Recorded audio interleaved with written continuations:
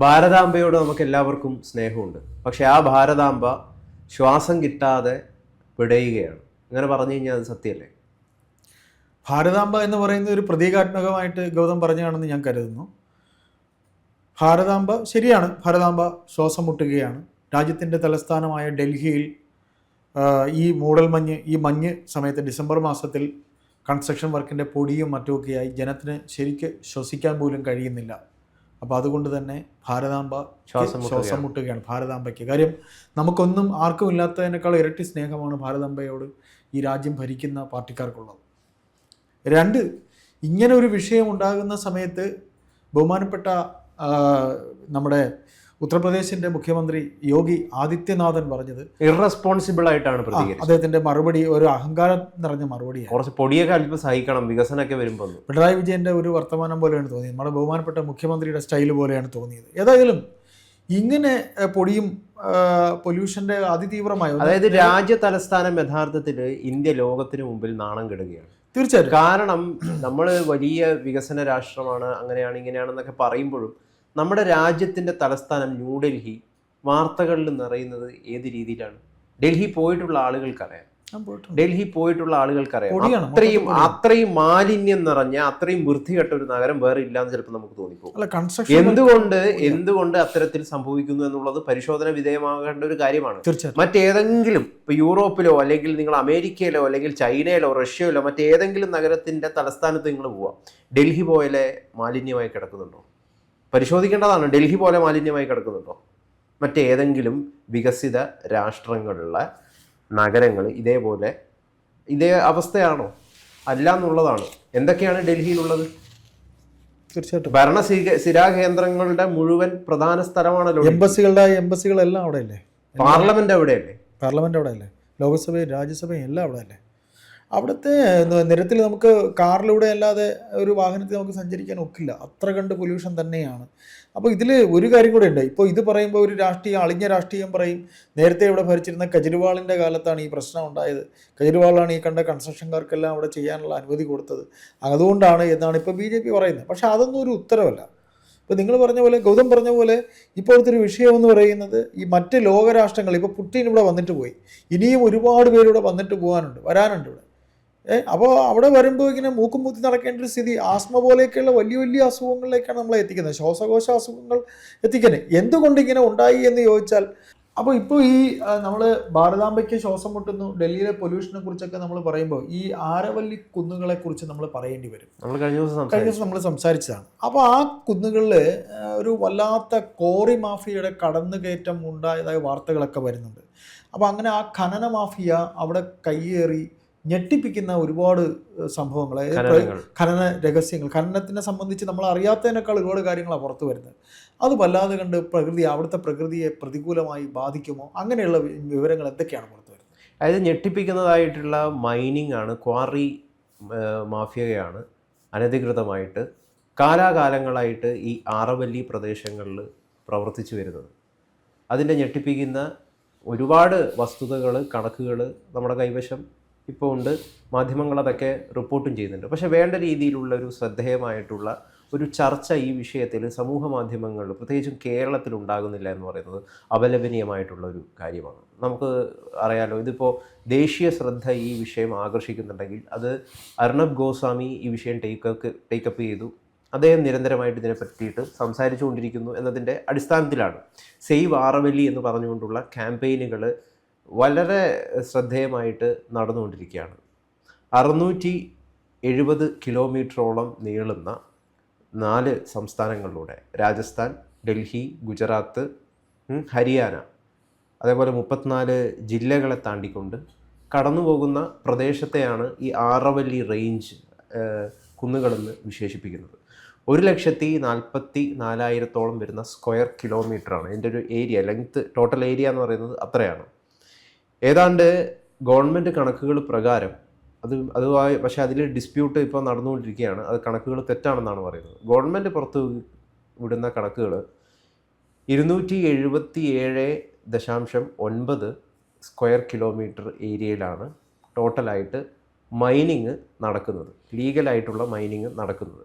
പക്ഷേ ഈ കണക്ക് തെറ്റാണെന്നാണ് പുറത്തു വരുന്ന വിവരങ്ങൾ. കാരണം രാജസ്ഥാനിൽ മാത്രം ഏതാണ്ട് 3000-ഓളം വരുന്ന സ്ക്വയർ കിലോമീറ്റർ ഏരിയയിൽ മൈനിങ് സംഭവിക്കുന്നുണ്ട്, രാജസ്ഥാനിൽ മാത്രം.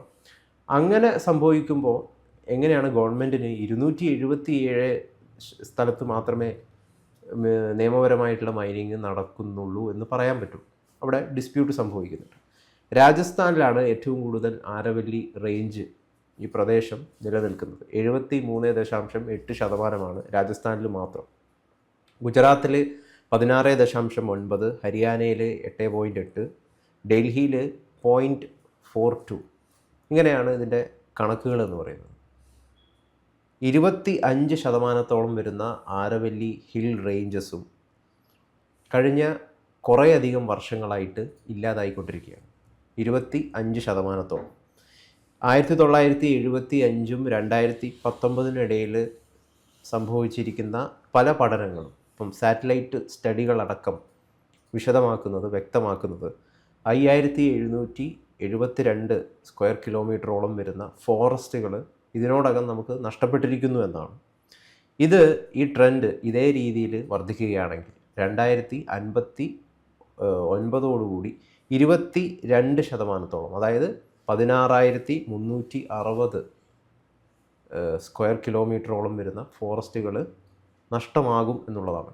കൃത്യമായിട്ടുള്ള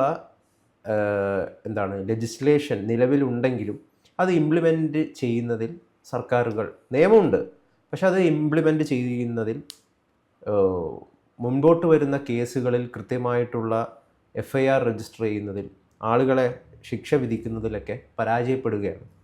2017-നും 2020-നും ഇടയിൽ ഹരിയാനയിൽ ഏതാണ്ട് 600-ഓളം വരുന്ന കേസുകൾ നിയമവിരുദ്ധമായിട്ടുള്ള മൈനിങ് ക്വാറി മാഫിയകൾക്കെതിരെ രജിസ്റ്റർ ചെയ്തിട്ടുണ്ട്. പക്ഷേ അതിൽ ഒരു കൺവിക്ഷൻ മാത്രമാണ്, ഒരാളെ മാത്രമാണ് ശിക്ഷിക്കപ്പെട്ടിട്ടുള്ളത്. അപ്പം കേസ് രജിസ്റ്റർ ചെയ്യുന്നതിൽ, റിപ്പോർട്ട് ചെയ്യുന്നതിലൊക്കെ വ്യാപകമായിട്ട് ഉണ്ടെങ്കിലും ഇത് FIR രജിസ്റ്റർ ചെയ്യുന്നതിൽ അല്ലെങ്കിൽ കുറ്റക്കാരെ കണ്ടെത്തുന്നതിൽ, കൺവിക്ഷൻ നടത്തുന്നതിൽ വലിയ രീതിയിലുള്ള പരാജയങ്ങൾ സംഭവിക്കുകയാണ്. എന്താണ് ഇതിൻ്റെ അടിസ്ഥാനമായിട്ടുള്ള കാര്യം? പല സർക്കാരുകൾ തന്നെ, ഓരോ സംസ്ഥാന സർക്കാരുകൾ തന്നെ അതിൽ ഉൾപ്പെട്ടിരിക്കുന്ന ഉദ്യോഗസ്ഥ തലത്തിൽ തന്നെ കൈക്കൂലി സംഭവിക്കുന്നു എന്നുള്ളത് തന്നെയാണ്. ഉദ്യോഗസ്ഥർക്ക് കൈക്കൂലി നൽകി ഇല്ലീഗലായിട്ടുള്ള മൈനിങ് പ്രോസസ്സുകൾ, ക്വാറി മാഫിയകൾ ഈ വിവിധ സ്ഥലങ്ങളിലായിട്ട് ചേക്കേറുന്നു. എന്തുകൊണ്ടാണ് ഈ ആരവല്ലി ഹിൽ റേഞ്ചിനെ പറ്റിയിട്ട് നിങ്ങൾ ഇത്രമാത്രം വാചാലികമായി സംസാരിക്കുന്നത് എന്നൊക്കെ ആളുകൾ ചോദിക്കാം. ഇന്ത്യയിലെ തന്നെ അല്ലെങ്കിൽ ലോകത്തിലെ തന്നെ ഏറ്റവും പഴക്കമേറിയ മലനിരകളാണ്, ഓൾഡസ്റ്റ് മൗണ്ടൻ റേഞ്ചസ് ആയിട്ടാണ് ഈ പ്രദേശങ്ങൾ അറിയപ്പെടുന്നത്. ഹിമാലയത്തിനെക്കാട്ടിലും 50 മടങ്ങ് പഴക്കം, 50 മടങ്ങ് പഴക്കം ഇതിനുണ്ട്. ഏതാണ്ട് 1.5 മില്യൺ ഇയേഴ്സിന്റെ അത്രയും പഴക്കമുണ്ട് എന്നൊക്കെയാണ് കണക്കുകൾ സൂചിപ്പിക്കുന്നത്. അപ്പം അങ്ങനെയുള്ള ബയോഡൈവേഴ്സിറ്റിക്കലി അത്രയും റിച്ച് ആയിട്ടുള്ള ഒരുപാട് നാഷണൽ പാർക്കുകൾ, ടൈഗർ റിസർവ്സ്, ഇങ്ങനെയുള്ള കുറേ സ്ഥലങ്ങൾ ഈ ആരവല്ലി പ്രദേശങ്ങളിൽ നിലനിൽക്കുന്നുണ്ട്. അപ്പം അത്രയും എക്കോളജിക്കൽ സെൻസിറ്റീവ് ആയിട്ടുള്ള വിവിധ തരത്തിലുള്ള സ്പീഷീസ്, ജീവി വർഗങ്ങളുള്ള ചെടികൾ, മരങ്ങൾ, മാമലുകൾ, അങ്ങനെയുള്ള ആനിമൽ, ചിലപ്പോൾ നിരവധി ഔഷധ സസ്യങ്ങൾ. അതെ, അതാണ് ഞാൻ പറഞ്ഞത്. ഇതൊക്കെ ഉള്ളൊരു സ്ഥലം ഇത്തരം മാഫിയകൾക്ക് വേണ്ടിയിട്ട് തീരെഴുതപ്പെടുന്നു എന്ന് പറഞ്ഞു കഴിഞ്ഞാൽ, കോർപ്പറേറ്റിൻ്റെ താല്പര്യങ്ങൾക്ക് വേണ്ടിയിട്ട് തീരെഴുതുന്നു എന്ന് പറഞ്ഞു കഴിഞ്ഞാൽ തീർച്ചയായിട്ടും നമ്മൾ പ്രതികരിക്കുക തന്നെയാണ് വേണ്ടത്, സംസാരിക്കുക തന്നെയാണ് വേണ്ടത്. ഭാരതാംബയെ യഥാർത്ഥത്തിൽ സ്നേഹിക്കുന്ന സ്നേഹിക്കുകയാണെങ്കിൽ അതാണ് ചോദ്യം. നിങ്ങൾ യഥാർത്ഥത്തിൽ ഇപ്പം ഏറ്റവും സങ്കടകരമായിട്ടുള്ള കാര്യം എന്താണെന്ന് വെച്ച് കഴിഞ്ഞാൽ, മോദിക്ക് വേണ്ടി നേഷൻ വോൺസ് ടു നോ എന്ന് പറയുന്ന പ്രോഗ്രാമിലൂടെ പ്രശസ്തനായ റൈറ്റ് വിങ് ആക്ടിവിസ്റ്റാണ്, റൈറ്റ് വിങ് മാധ്യമ പ്രവർത്തനമാണെന്ന് നിരന്തരം ആക്ഷേപിക്കപ്പെടുന്ന അർണബ് ഗോസ്വാമി ഈ വിഷയം ടേക്കപ്പ് ചെയ്യുകയും സുപ്രീം കോടതിയുടെ നവംബർ 20 പുറത്തു വന്ന വിധി, ആ വിധി അദ്ദേഹം വല്ലാത്ത രീതിയിൽ ചോദ്യം ചെയ്തു. സുപ്രീം കോടതിക്ക് എല്ലാവിധ ബഹുമാനങ്ങളും നൽകിക്കൊണ്ട് തന്നെ അതിനെ ചോദ്യം ചെയ്തപ്പോൾ ഇദ്ദേഹത്തെ സപ്പോർട്ട് ചെയ്ത മോഡി ഭക്തർ തന്നെ ഇപ്പോൾ എതിർക്കുകയാണ്. ഭാരതാംബയെ സ്നേഹിക്കുന്നു എന്ന് പറയുന്ന ആളുകൾ തന്നെ അരുണബ് ഇപ്പോൾ കൃത്യമായിട്ടുള്ളൊരു കാര്യത്തിൽ സംസാരിച്ചപ്പോൾ അതിനെ എതിർക്കുന്ന സാഹചര്യമാണ് രൂപപ്പെടുന്നത്. അപ്പോൾ യഥാർത്ഥത്തിൽ ഇവർക്ക് ഭാരതാംബ ശ്വാസം മുട്ടി വല്ലാത്ത അവസ്ഥയിൽ എത്തിപ്പെടുന്നതിൽ എന്തെങ്കിലും തരത്തിലുള്ള വ്യസനമുണ്ടോ എന്നുള്ളതാണ്, ആത്മാർത്ഥതയുണ്ടോ എന്നുള്ളതാണ് ഏറ്റവും പ്രധാനപ്പെട്ടിട്ടുള്ളൊരു ചോദ്യം എന്ന് പറയുന്നത്. കോൺഗ്രസ് വക്താവ് ജയറാം രമേശ് കഴിഞ്ഞ ദിവസം എക്സിൽ കുറിച്ചു. അദ്ദേഹം ഇങ്ങനെയാണ് എഴുതുന്നത്: മോദി സർക്കാരിൻ്റെ ആരവല്ലി പുനർനിർവചനം എല്ലാ വിദഗ്ധ അഭിപ്രായങ്ങൾക്കും വിരുദ്ധമാണ്, അപകടകരവും വിനാശകരവുമാണ്. ഫോറസ്റ്റ് സർവേ ഓഫ് ഇന്ത്യയുടെ ആധികാരിക ഡാറ്റ പ്രകാരം, FSIയുടെ ഡാറ്റ പ്രകാരം 20 മീറ്ററിൽ കൂടുതൽ ഉയരമുള്ള ആരവല്ലി കുന്നുകളുടെ 8.7% മാത്രമേ 100 മീറ്ററിൽ കൂടുതലുള്ളൂ. FSI തിരിച്ചറിഞ്ഞ എല്ലാ ആരവല്ലി കുന്നുകളും എടുത്താൽ 1% പോലും 100 മീറ്ററിൽ കൂടുതലല്ല. ഉയരപരിധികൾ സംശയാസ്പദമാണെന്നും ഉയരം പരിഗണിക്കാതെ എല്ലാ ആരവല്ലികളും സംരക്ഷിക്കപ്പെടണമെന്നും FSI വിശ്വസിക്കുന്നു. അത് ശരിയാണ്. വിസ്തീർണത്തിൻ്റെ കാര്യത്തിൽ ഇതിനർത്ഥം ആരവല്ലിയുടെ 90%-ലധികവും പുതിയ പുനർനിർവചനത്തിലൂടെ സംരക്ഷിക്കപ്പെടില്ല എന്നാണ്. കൂടാതെ ഇതിനകം തകർന്നു കിടക്കുന്ന ആവാസ വ്യവസ്ഥയെ കൂടുതൽ നശിപ്പിക്കുന്ന ഖനനം, റിയൽ എസ്റ്റേറ്റ്, മറ്റ് പ്രവർത്തനങ്ങൾ എന്നിവയ്ക്കായി തുറന്ന് കൊടുക്കപ്പെടുമെന്നാണ് അർത്ഥമാക്കുന്നത്. അത് മൂടി വയ്ക്കാൻ കഴിയാത്ത ഏറ്റവും ലളിതവുമായിട്ടുള്ളൊരു വസ്തുത തന്നെയാണ്. മലിനീകരണ മാനദണ്ഡങ്ങൾ ലഘൂകരിക്കൽ, പരിസ്ഥിതി വന നിയമങ്ങൾ ദുർബലപ്പെടുത്തൽ, ദേശീയ ഹരിത ട്രിബ്യൂണൽ, പരിസ്ഥിതി ഭരണ സ്ഥാപനങ്ങൾ എന്നിവയെ ഇല്ലാതാക്കാൻ എന്നിവ ഉൾപ്പെടെ പാരിസ്ഥിതിക സന്തുലിതാവസ്ഥയ്ക്കെതിരായ മോദി സർക്കാരിൻ്റെ ദൃഢനിശ്ചയത്തോടെയുള്ള ആക്രമണത്തിൻ്റെ മറ്റൊരു ഉദാഹരണമാണിത്. പരിസ്ഥിതി പ്രശ്നങ്ങളുടെ കാര്യത്തിൽ പ്രധാനമന്ത്രിയുടെ ആഗോള പ്രസംഗം, അത് വളരെയധികം ശ്രദ്ധിക്കേണ്ട വാക്കുകളാണ്. പരിസ്ഥിതി പ്രശ്നങ്ങളുടെ കാര്യത്തിൽ പ്രധാനമന്ത്രിയുടെ ആഗോള പ്രസംഗവും അദ്ദേഹത്തിൻ്റെ പ്രാദേശിക പദയാത്രയും തമ്മിൽ യാതൊരു ബന്ധവുമില്ല.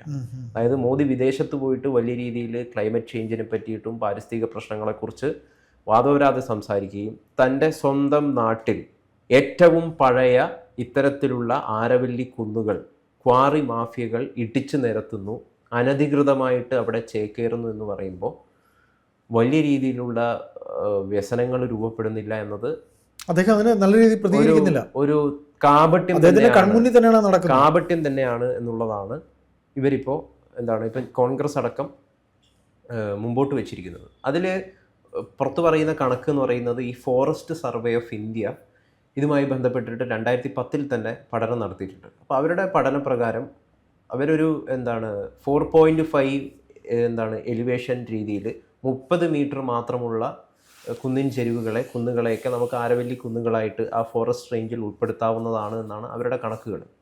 ആ കണക്കുകൾ പ്രകാരം കാര്യങ്ങളെ തീരുമാനിക്കുകയാണെങ്കിൽ ഒട്ടുമിക്ക ഇതും നഷ്ടമാവില്ല എന്നുള്ളതാണ്.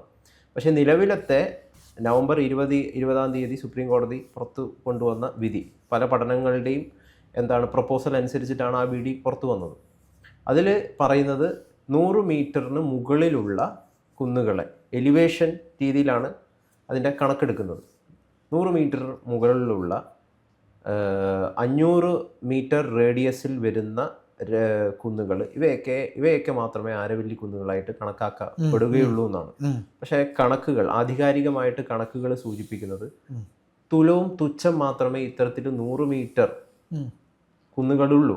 അതുകൊണ്ട് മറ്റ് പല സ്ഥലങ്ങളിലേക്കും ഈ ക്വാറി മാഫിയകൾ ചേക്കേറുമോ, മൈനിങ് മാഫിയകൾ ചേക്കേറുമോ, അവിടെ ഇത്തരത്തിലുള്ള പല റിയൽ എസ്റ്റേറ്റ് ഡോണുകളുടെയും വരവുണ്ടാകുമോ എന്ന ആശങ്കയാണ് പ്രകൃതിവാദികളൊക്കെ ഉന്നയിച്ചിരിക്കുന്നത്. നമുക്കറിയാലോ 1990-ലാണ് ഏറ്റവും ആദ്യം ഒരു ലീഗൽ ഡിസ്പ്യൂട്ട്, ഒരു കേസുമായിട്ട് മെഹത്ത എന്ന് പറയുന്ന ഒരു അഡ്വക്കേറ്റ്, അദ്ദേഹം ഒരു എൻവയോൺമെൻ്റലിസ്റ്റാണ്, പരിസ്ഥിതിവാദിയാണ്, MC മെഹത്തയാണ് സുപ്രീം കോടതിയിൽ സമീപിക്കുന്നത്. PIL public interest litigation file ചെയ്യുന്നത് 1990. പിന്നീട് 92 സുപ്രീം കോടതി ഒരു വിധി പുറപ്പെടുവിക്കുകയുണ്ടായി. അതെന്ന് പറയുന്നത് കൃത്യമായിട്ടുള്ള പാരിസ്ഥിതിക അനുമതി ഇല്ലാതെ പല സ്ഥലങ്ങളിലും മൈനിങ്ങിനായിട്ടുള്ള അനുമതി നൽകാൻ വേണ്ടിയിട്ട് പാടില്ല എന്നുള്ളതായിരുന്നു ആ വിധി. പിന്നീട് ചരിത്രപരമായിട്ടുള്ളൊരു വിധി സുപ്രീം കോടതി ആരവല്ലി വിഷയത്തിൽ എടുക്കുകയുണ്ടായി. അത് 2002-ലാണ്. അതിൽ പറയുന്നത് കംപ്ലീറ്റ് ആയിട്ടുള്ള ബാനിങ്, പ്രത്യേകിച്ചും ഈ ഫരീദാബാദ് പോലുള്ള സ്ഥലങ്ങൾ, അങ്ങനെയുള്ള സ്ഥലങ്ങളിലൊക്കെ കംപ്ലീറ്റ് ബാനിങ് നിലവിൽ കൊണ്ടുവരണം എന്നാണ് സുപ്രീം കോടതി പറഞ്ഞിരിക്കുന്നത്. അപ്പോൾ ഇങ്ങനെ വിവിധ തരത്തിലുള്ള പഠന റിപ്പോർട്ടുകളുടെയും പെറ്റീഷനുകളുടെയൊക്കെ അടിസ്ഥാനത്തിൽ വിവിധ തരത്തിലുള്ള കേസുകൾ സുപ്രീം കോടതിയുടെ മുമ്പാകെ നിലനിൽക്കുകയും അതിൻ്റെ അടിസ്ഥാനത്തിൽ 2002-നും 2009-നും ഇടയിൽ പലതരത്തിലുള്ള ബാനിങ്, നിയമവിരുദ്ധമായിട്ടുള്ള ഇല്ലീഗൽ അവസാനിപ്പിക്കണം എന്ന് പറഞ്ഞുകൊണ്ടുള്ള ബാനിങ് കൊണ്ടുവന്നിട്ടും കഴിഞ്ഞ വർഷങ്ങളിലെല്ലാം നിരന്തരമായിട്ട് അവിടെ അനധികൃത മൈനിങ്ങും ക്വാറികളും പ്രവർത്തിച്ചു കൊണ്ടിരിക്കുകയാണ് എന്നതൊരു വസ്തുതയാണ്. ഈ കണക്കുകൾ ഇത്തരത്തിൽ എന്താണ്, ഇത് ഏറ്റവും കൂടുതലുള്ളത് രാജസ്ഥാനിലാണ്. രാജസ്ഥാനിൽ 2000-നും 2020-നും 2005-നും ഇടയിൽ ഒരുപാട് കേസുകളാണ് രജിസ്റ്റർ ചെയ്തിരിക്കുന്നത്. ഇത് ലോക്സഭയിൽ കേന്ദ്രം തന്നെയാണ് ഈ കണക്കുകൾ സൂചിപ്പിക്കുന്നത്. 27,000-ഓളം വരുന്ന കേസുകളാണ് റിപ്പോർട്ട് ചെയ്തിരിക്കുന്നത് 5 വർഷത്തിനിടെ, 2020-നും 2025-നും ഇടയിൽ. ഹരിയാനയിലെ ഏതാണ്ട് 587 പരാതികളുണ്ടായിട്ട് 6 വർഷത്തിനിടെ ഞാൻ നേരത്തെ പറഞ്ഞ പോലെ ഒരു ശിക്ഷ മാത്രമാണ് വിധിച്ചിട്ടുള്ളത്, കൺവിക്ഷൻ മാത്രമാണ് സംഭവിച്ചിട്ടുള്ളത്. ഏതാണ്ട് 2,567-ഓളം വരുന്ന നിയമവിരുദ്ധ മൈനിങ് കേസസുകൾ രാജസ്ഥാനിൽ ഈ 5 വർഷത്തിനിടെ രജിസ്റ്റർ ചെയ്തിട്ടുണ്ട്. 3000-ഓളം വരുന്ന FIR രജിസ്റ്റർ ചെയ്തിട്ടുണ്ട്. ഇതിൽ രാജസ്ഥാനിലെ ബിൽവാര എന്ന് പറയുന്ന ജില്ലയിലാണ് ഏറ്റവും കൂടുതൽ കേസ് റിപ്പോർട്ട് ചെയ്തിരിക്കുന്നത്. 508 കേസുകളാണ് രജിസ്റ്റർ ചെയ്തിരിക്കുന്നത്. ഏതാണ്ട് 57.60 കോടി 60 കോടി രൂപയെ ഇവരിൽ നിന്ന് ഈടാക്കുകയും ചെയ്തിട്ടുണ്ട്. നിരവധി വെഹിക്കിൾസ്, അതേപോലെ മെഷീൻസ്, ഇതൊക്കെ കരസ്ഥമാക്കിയിട്ടുമുണ്ട്. അതായത് ഈ നിയമവിരുദ്ധമായി പ്രവർത്തിക്കുന്ന ആളുകളുടെ കയ്യിൽ നിന്ന്. ഇപ്പോൾ ഏറ്റവും അടുത്തിടെ നടത്തിയ ഒരു ഡ്രോൺ മൈനിങ് സർവേ, അതിൻ്റെ റിപ്പോർട്ട് ഇപ്പോൾ ഏതാനും ദിവസങ്ങൾക്ക് മുമ്പ് ഡിസംബർ 17-ാം തീയതിയാണെന്ന് തോന്നുന്നു പുറത്തു വന്നത്. ആ റിപ്പോർട്ടിൽ പറയുന്നത്, അതിൽ ഡ്രോൺ ഇമേജിനറി സർവേ ആണ് നടത്തിയത്. അതിൽ പ്രകാരം അൺലൈസൻസ്ഡ് ആയിട്ട് പ്രവർത്തിക്കുന്ന ഒരുപാട് ഈ ക്വാറി മാഫിയകൾ ഈ സ്ഥലങ്ങളിൽ ഉണ്ട് എന്നാണ് അതിൽ പറയുന്നത്. ലീസ് ഹോൾഡേഴ്സ്, നിരവധിയായിട്ടുള്ള ലീസ് ഹോൾഡേഴ്സ് അവർക്ക് അനുവദിച്ചതിൽ കൂടുതലും മൈനിങ്, അതായത് ഈ മിനറൽസ്, ധാതുക്കൾ അനുവദിച്ചതിലും കൂടുതൽ അവർ ശേഖരിച്ചിട്ട് ലോറി വഴി പെർമിറ്റ് നിയമപരമായിട്ടല്ലാത്ത പെർമിറ്റുകളൊക്കെ ഉപയോഗിച്ചുകൊണ്ട് കടത്തിക്കൊണ്ടുപോകുന്നു എന്നാണ് പറയുന്നത്. അത്തരത്തിൽ ഒരുപാട് എമൗണ്ട് ഓഫ് എക്സ്ട്രാക്ഷൻ ഈ സ്ഥലങ്ങളിൽ നിന്ന് ഭയങ്കരമായിട്ട് വർദ്ധിക്കുകയാണ്. എങ്ങനെയാണ് ഇത്തരത്തിൽ സുപ്രീം കോടതിയുടെ അടക്കം വിധികളുണ്ടായിട്ട്, മൈനിങ്ങുകൾ നിരോധിച്ചുകൊണ്ടുള്ള പല സ്ഥലങ്ങളിലും വിധികളുണ്ടായിട്ട് എങ്ങനെ ഈ മൈനിങ്ങുകൾ ഇവിടെ സംഭവിക്കുന്നു, ക്വാറി മാഫിയകൾ ഇവിടെ പ്രവർത്തിക്കുന്നു എന്നുള്ളതാണ് ഏറ്റവും പ്രധാനപ്പെട്ടിട്ടുള്ളൊരു ചോദ്യം എന്ന് പറയുന്നത്. ആ ചോദ്യത്തെ നമുക്ക് ഒരിക്കലും തിരസ്കരിക്കാൻ വേണ്ടി സാധിക്കില്ല. ഇത്തരത്തിലുള്ള അന്വേഷണങ്ങളിലൂടെയും പഠനങ്ങളിലൂടെയൊക്കെ മാത്രമേ വലിയ കണ്ടെത്തലുകളിലേക്ക് എത്തിച്ചേരാൻ വേണ്ടിയിട്ട് സാധിക്കുള്ളൂ. അതുകൊണ്ട് ഇത് തീർച്ചയായിട്ടും ചർച്ച ചെയ്യേണ്ടതാണ്, ദേശീയ ശ്രദ്ധ ആകർഷിക്കേണ്ടതാണ്. ഭാരതാംബയെ സ്നേഹിക്കുന്ന ഓരോ മക്കളും ഭാരതാംബയ്ക്ക് ശ്വാസം കിട്ടാത്ത ഇത്തരം അവസ്ഥകളെ വളരെ ശ്രദ്ധേയമായിട്ട് നോക്കിക്കാണേണ്ടതുമാണ്.